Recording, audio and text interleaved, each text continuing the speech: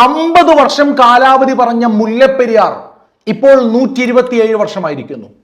176 അടി താഴ്ചയാണുള്ളത്. ഇനി എത്ര നാൾ ഉണ്ടാകുമെന്ന് ഒരു പിടിയുമില്ല. മഴക്കാലം തുടങ്ങിക്കഴിഞ്ഞു. മുല്ലപ്പെരിയാറിന്റെ ഇപ്പോഴത്തെ അവസ്ഥ കേരളത്തിനെ ഭീഷണിപ്പെടുത്തുന്ന രീതിയിലാണ്. ആ ഡാമെങ്ങാനും പൊട്ടിയാൽ 6 ജില്ലകൾ തീർത്തും വെള്ളത്തിന്റെ അടിയിലാകും. മാത്രമല്ല 30 ലക്ഷം ആൾക്കാർ അതേ നിമിഷം മരിക്കും. മുല്ലപ്പെരിയാർ പൊട്ടുന്നതോടെ ഇടുക്കി ഡാം പൊട്ടാനുള്ള ചാൻസ് കൂടുതലാണ്. ഇടുക്കി ഡാം പൊട്ടിയാൽ പിന്നെ നടക്കാൻ പോകുന്നത് വിചാരിക്കുന്നതിനും അപ്പുറമായിരിക്കും. ഏതുവരെ എന്നാൽ മുല്ലപ്പെരിയാറിന്റെ അടുത്തേക്ക് അവിടെയുള്ള നാട്ടുകാരെ പോലും പോകാൻ അനുവദിക്കുന്നില്ല എന്നാണ് അറിയാൻ കഴിഞ്ഞത്.